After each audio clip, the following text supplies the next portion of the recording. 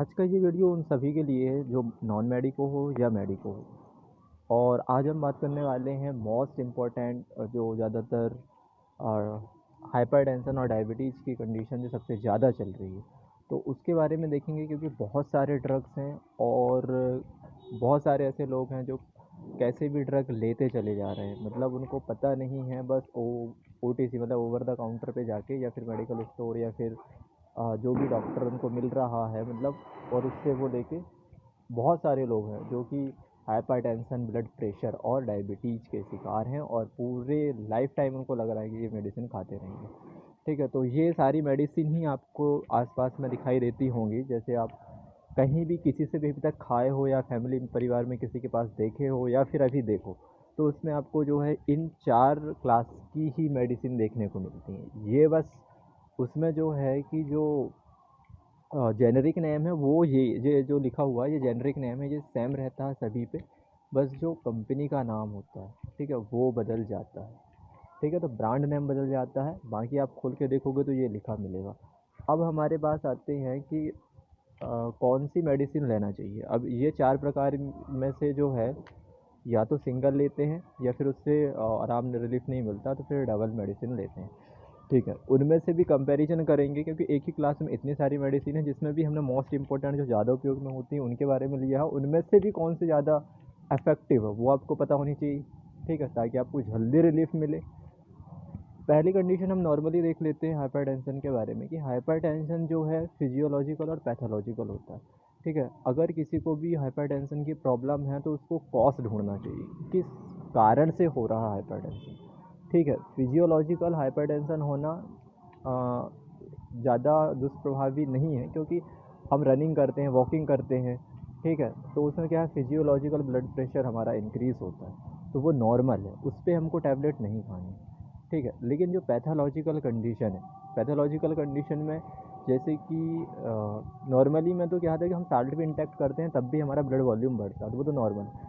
लेकिन अगर कोई पैथोलॉजिकल कंडीशन है, किसी को डायबिटीज़ के कारण हाइपरटेंशन हो रहा है, या किसी में क्या हो रहा है, एथेरोस्क्लेरोसिस है, मतलब फैट डिपॉजिट है, हार्ट की कोई प्रॉब्लम्स है, या किसी और अन्य कारण से अगर हो रहा है, तो उसको वो पैथोलॉजी जो हुई है उसको ट्रीट करना है। ठीक है, लेकिन ट्रीट करने के साथ साथ तो रिलीफ चाहिए ना सिम्टम्स पे, तो सिम्टोमेटिक के तौर पे ये मेडिसिन उपयोग में आती हैं। ठीक है, तो कॉसेस के साथ में सिम्टोमेटिक मेडिसिन देते हैं, और कॉज को आपको रिजॉल्व करना है, उसके साथ में ही ये मेडिसिन चलती रहती है। अभी हम बात करते हैं कि इसमें जो है कौन सी मेडिसिन बेस्ट रहेंगी। ठीक है, तो अभी आप कहीं भी जाओगे किसी भी जगह में, तो कोई भी आपको सबसे पहले इनमें से 4 क्लास में से जो दवाई देगी वो सबसे ऊपर वाली है, जो होती है एमाइलोडिपिन। ठीक है, एमाइलोडिपिन, और एक आती है एस एमाइलोडिपिन, और एक आती है क्लिनिडिपिन। ठीक है, ये 3 प्रकार की जो है ज़्यादातर होती हैं, जिसमें से जो एमाइलोडिपिन है वो उसका एक्शन देखें तो वो और साइड इफ़ेक्ट जो है, साइड इफ़ेक्ट ज़्यादा होता है इसके कंपैरिजन में, इसलिए एस एमाइलोडिपिन देते हैं, जो कि क्या होता है, उसका साइड इफ़ेक्ट कम होता है, जैसे एंकल एडिमा वगैरह वो कम कॉज करता है, तो उसके कारण एस एमाइलोडिपिन ज़्यादा प्रेफर किया जाता है। बाकी एमाइलोडिपिन भी ले सकते हैं। ठीक है, तो इसमें से हमने देख ली कि एमाइलोडिपिन एस एमाइलोडिपिन में क्या है। और जो क्लिनिडिपिन है उसका ड्यूरेशन ऑफ एक्शन है वो बहुत ही शॉर्ट होता है, बाकी उसका भी साइड इफ़ेक्ट कम होता है। अभी तो उसमें से बेस्ट हमने देख ली कि एस एमाइलोडिपिन अच्छी है। ठीक है, बाकी एमाइलोडिपिन दे सकते हैं पहले। अब इसमें दूसरे नंबर की क्लास में देखेंगे। ठीक है, और तो पहले में हमने जो देखे हैं वो आते हैं कैल्शियम चैनल ब्लॉकर में। अब कैल्शियम चैनल ब्लॉकर क्या है, मतलब ये रिसेप्टर पे काम नहीं करेगी, चैनल पे वर्क करेगी। कैल्शियम चैनल, अब ये होते कहाँ हैं, तो ये ब्लड वेसल पे होते हैं, क्योंकि ब्लड वेसल पे ही तो हमको क्या करना है भाई, काम करना है ना, ब्लड वेसल पे काम करना है। अगर पाइप मोटा होगा, बड़ा होगा तो ज़्यादा ब्लड जाएगा। ठीक है, और छोटा होगा तो उतने ही ब्लड जाने पे दिक्कत होगी ना, स्पीड से भागेगा, तो वही तो ब्लड प्रेशर है। तो उसमें क्या है कि कैल्शियम चैनल ब्लॉकर क्या होते हैं, ब्लड वेसल्स पे होते हैं। अगर हम वो कैल्शियम चैनल को ही ब्लॉक कर देंगे, जिससे कैल्शियम एंटर नहीं होगा, और कैल्शियम जब एंटर नहीं होगा तो जो वेसल्स हैं वो क्या हो जाएंगे, डायलेट हो जाएंगे। डायलेट होने के कारण क्या हो जाएगा, ब्लड ज़्यादा जाएगा। ठीक है, कंस्ट्रिक्ट नहीं, और जो कैल्शियम है वो ब्लड कंस्ट्रिक्शन कराता है ब्लड वेसल्स का। ठीक है, तो ये समझ में आया। अब ये तो नॉर्मली सभी लोग देते हैं, ये सिर्फ कहाँ काम करती हैं, ब्लड वेसल पे ही काम करती हैं। ठीक है, तो ज़्यादातर जो है सबसे पहले ये ही दी जाती है। दूसरे में हम देखते हैं अगर किसी को इसके ट्रीटमेंट पे क्या है आराम नहीं लग रहा, ठीक है, तो हम इसमें क्या देखेंगे कि जो कोई भी पेशेंट आया हो उसको तो नॉर्मली ये मेडिसिन दे देते हैं, बट अब हम देखेंगे कि पेशेंट को कौन सी डिसीज़, मतलब किस प्रकार का पेशेंट आया, क्या उसको पहले से डायबिटीज़ है, क्या उसको हार्ट से रिलेटेड प्रॉब्लम्स है, या फिर ऐसे नॉर्मली ही उसको अभी लेना मतलब प्रॉब्लम्स हो रही हैं तो किसी कारण से जो अननोन कारण है, तो उसको फिर डायग्नोसिस करके फिर बाद में हम उसके हिसाब से देंगे। तो उसमें देखो सबसे पहले एमाइलोडिपिन ही देते हैं। अब हमको अगर लग अभी हम सबके बारे में जान लेते हैं, फिर देखेंगे कि कौन सी बेस्ट रहती है। दूसरे में देखेंगे टेलमिसार्टान और ओल्मिसार्टान है और लोसार्टान है। इसमें जो ये जो आती हैं सार्टान वाली जो ड्रग हैं ये होती हैं एंजियोटेंसिन रिसेप्टर ब्लॉकर, ठीक है। अब बाकी लोग को बोलेंगे कि ठीक है ARB मतलब एंजियोटेंसिन रिसेप्टर ब्लॉकर दे रहे हैं, तो ACE क्यों नहीं दे रहे हैं, एंजियोटेंसिन कन्वर्टिंग एंजाइम इनहिबिटर, ठीक है। तो उसको इसमें इंक्लूड इसलिए नहीं किए हैं क्योंकि वो ज़्यादा प्रिस्क्राइब्ड भी नहीं की जाती हैं। क्यों नहीं की जाती हैं, क्योंकि उसके बहुत ज़्यादा साइड इफ़ेक्ट हैं, ठीक है। तो उसके क्या क्या साइड इफ़ेक्ट हैं वो देख लेते हैं। तो देखो उसमें क्या होता है, सबसे पहले तो हम साइड इफ़ेक्ट देखते हैं। साइड इफ़ेक्ट में क्या आते हैं कि ऐसे इनहिबिटर की साइड इफ़ेक्ट है कि वो कफ कराता है, एंजियोडेमा कराता है जो कि बहुत कॉम्प्लिकेशन करता है, प्रेगनेंसी प्रॉब्लम कराता है, टेस्ट चेंजेस कराता है, rashes, फैटिक, proteinuria, renal insufficiency, increase the potassium, potassium का लेवल बढ़ा देता है जिससे क्या हो सकता है cardiac arrest, low blood pressure तो भी ज़्यादा कराता है। तो ये इसके साइड इफ़ेक्ट हैं, इसलिए इसको ज़्यादा प्रिस्क्राइब नहीं करते हैं, ठीक है। अब ये कैसे काम करता है, ऐसी इनहिबिटर देखो इस प्रकार से होता है हमारा ग्लोमेरुलस के साइड में जो होती है एफरेंट आर्टेरियोल एफरेंट आर्टेरियोल होती है। तो उसमें नॉर्मली क्या होता है कि एफरेंट वाला वैसोडाइलेटेशन कराता है PGI2, और ये इसमें पूरा दिया हुआ है, इसको पढ़ सकते हो कि है ना।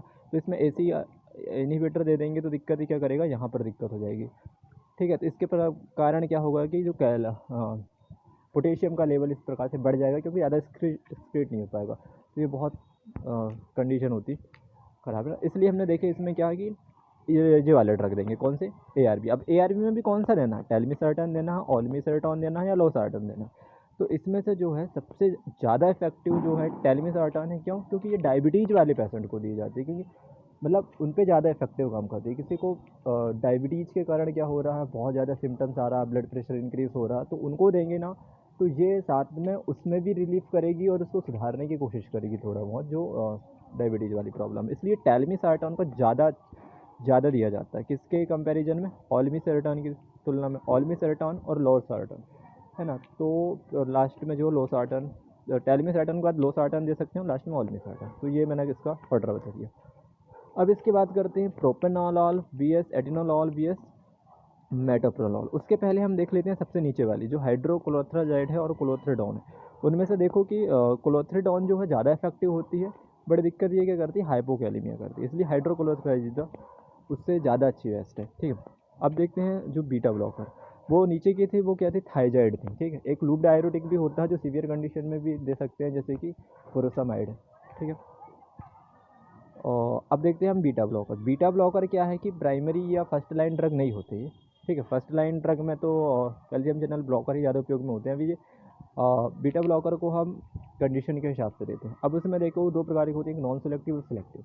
नॉन सेलेक्टिव में इसमें कौन है, प्रोपेनोलॉल है, लेकिन एटेनोलॉल और मेटोप्रोलॉल जो है कार्डियो सेलेक्टिव है। अब ऐसा क्यों है कि किसी को भी कोई भी ड्रग क्यों नहीं दे सकते, अगर भाई प्रोपेनोल नॉन सेलेक्टिव देंगे तो वो बीटा 1 बीटा 2 दोनों में काम करेगा। बीटा 1 कहाँ होता है, हार्ट किडनी, तो वहाँ तो वो काम करेगा तो कोई दिक्कत नहीं है, लेकिन अगर वो नॉन सेलेक्टिव हो तो बाकी जगह भी काम करेगा। जैसे किसी को अस्थमा COPD की प्रॉब्लम है तो उसको क्या हो जाएगा, वैसो कॉन्स्ट्रिक्शन, ब्रोंको कॉन्स्ट्रिक्शन कर देगा, और ब्रोंको कॉन्स्ट्रिक्शन करने से क्या हो जाएगा, भाई सीवियर कंडीशन हो जाएगी अस्थमा वाले की, और बहुत कॉम्प्लिकेशन में जा सकता है, इसलिए बिल्कुल नहीं देना। तो प्रोपेनॉल नहीं देंगे हम वैसे पेशेंट को, और भी बहुत सारे साइड इफ़ेक्ट होंगे उसके साथ साथ में, इसलिए नॉन सेलेक्टिव को हम ज़्यादा प्रेफर नहीं करते। तो करेंगे कौन सा, एटिनोलॉल और मेटोप्रोलॉल को। तो मेटोप्रोलॉल से भी ज़्यादा एटिनोलॉल को करेंगे, क्योंकि एटिनोलॉल क्या है, हार्ट में जो देखो एक होता है कंडक्शन, एक होता है फोर्स ऑफ कॉन्ट्रैक्शन, और एक होता है हार्ट रेट का बढ़ना, है ना। तो इनको क्या करता है, ये कम करता है। तो ये इसको कम करेगा तो क्या होगा, हार्ट जल्दी जल्दी कॉन्ट्रैक्ट वगैरह नहीं करेगा, जिससे क्या होगा, ब्लड प्रेशर में थोड़ा रिलीफ होगा। तो ये सिर्फ हार्ट में काम करेगा, ठीक है। तो ये इसका फ़ायदा हो गया। एटिनोलॉल ना उसके अलावा भी और काफ़ी सारी मतलब जो रिलीफ देता है हार्ट की प्रॉब्लम्स को ठीक करता है, इसलिए ये ज़्यादा प्रेफर किया जाता है एटिनोलॉल मेटाप्रोलॉल की तुलना में। मेटाप्रोलॉल भी कुछ हेल्प करता है, बट एटेनोलॉल के बाद आता है वो, उसके बाद ही अगर पहले प्रेफर करेंगे तो एटेनोल करेंगे मेटाप्रोलॉल से। इसके अलावा 2 ड्रग और हैं, एक होता है बिसप्रोलॉल, जो बहुत ज़्यादा रिसर्चेस में देखा गया है कि बहुत ज़्यादा उसका उपयोग होता है, जो काफ़ी कार्डियक सिक्योर ड्रग है, मतलब कार्डियक प्रोटेक्टिव या फिर अच्छा ड्रग मान सकते हैं उसको, बिसप्रोलॉल करके है, और एक कार्बिट्रियोल है। ठीक है, तो ये देख लीजिए। अब देखो आपके पास अगर कोई भी डॉक्टर, किसी के डॉक्टर के पास कोई पेशेंट जाएगा तो वो कैसे ड्रग देगा? पहले अगर उसको अभी कोई कारण पता नहीं है तो वो कैल्शियम चैनल ब्लॉकर दे सकता है, या फिर फर्स्ट लाइन ड्रग के रूप में देख सकता है कि उससे आराम मिल रहा है कि नहीं, मिल जाता है तो ठीक है ना, और कॉस्ट फिर पता करके तो बाद में दे ही सकता है, अलग देगा। बट अगर मान लो कि बात किसी को डायबिटीज़ वाला और साथ में हाइपरटेंशन है तो वो क्या करेगा? टेलमिसॉर्टन बेस्ट ड्रग है, इसको देगा। अगर कोई ड्रग हार्ट की प्रॉब्लम, अगर देखो किसी को मतलब कि और भी ज़्यादा फ़ायदेमंद चाहिए और उसको सीओपीडी या अस्थमा नहीं है तो प्रोपेनॉल दे सकते हैं। बट अगर किसी को प्रॉब्लम है ना, तो वो क्या काम करेंगे? एटिनोलॉल या मेटाप्रोलॉल दे सकते हैं। और किसी को हार्ट वाले इशूज़ हैं तो भी एटिनोलॉल मेटाप्रोलॉल दे सकते हैं, क्योंकि हार्ट को भी ठीक करेगा हाइपरटेंशन के साथ साथ। और अगर बिसप्रोलॉल और जो बताया था मैंने कार्बिडियोल, वो तो और भी बेस्ट है, ठीक है, जिसमें से बिसप्रोलॉल सबसे बेस्ट है। तो एटिनोलॉल का ज़्यादा उपयोग किया जाता है। इसके बाद देखेंगे हम, तो एटिनोलॉल क्या है, ज़्यादातर दिया जाता है। अब इसमें देखेंगे हाइड्रोक्लोराइड और क्लोराथ्रिडोन, ये क्या है? डाययूरेटिक है, मतलब ब्लड वॉल्यूम बढ़ जाता है जिसके कारण हाइपरटेंशन होता है। तो देखेंगे यार कि ब्लड वॉल्यूम कितना है, एडिमा है, एडिमा की कंडीशन में दे सकते हैं, या फिर नॉर्मल ब्लड वॉल्यूम बढ़ा तो भी इसको दे सकते हैं, ठीक है। तो इस कंडीशन में हम देंगे। अब किसी को मान लो कि बाद क्या करना है कि इसमें भी सिंगल ड्रग देने से किसी को रिलीफ नहीं मिल रहा, तो हमें डबल दे सकते हैं। तो डबल जो ड्रग देंगे ना, सबसे जो बेस्ट ड्रग होते हैं ना, वो इनका कॉम्बिनेशन आता है। कौन सा पता है? ARB और डायूरेटिक्स का, ठीक है। कैल्शियम चैनल ब्लॉकर का बहुत सारे कॉम्बिनेशन है, बट सबसे पहले इसमें टेलमिसॉर्टान और हाइड्रोक्लोराइड या फिर टेलमिसॉर्टान और क्लोथ्राथाइलिडोन, इनका क्या है? कॉम्बिनेशन देते हैं, तो बहुत ज़्यादा रिलीफ मिलता है और बहुत फेमस और बहुत ज़्यादा प्रिस्क्राइब की जाने वाली दवाइयाँ ये होती हैं, ठीक है। और भी फिर इसके अलावा तो देख ही लिए। तो इस हिसाब से आपको सेलेक्ट करना है कि पेशेंट की कंडीशन क्या है, कॉजेस क्या है, किस कारण से हो रहा है वो, ठीक है, किस हिसाब से देना है। इस प्रकार से और भी बहुत सारी चीज़ें हैं, तो इसमें हम सिर्फ इम्पोर्टेंट मेन पॉइंट देखें। इसके अलावा और भी बहुत सारे मेन पॉइंट है जो छूट रहे होंगे, बट इस वीडियो में इतने ही, जो कि ज़्यादातर इम्पोर्टेंट भाग हमने कवर कर चुके हैं। Thank you.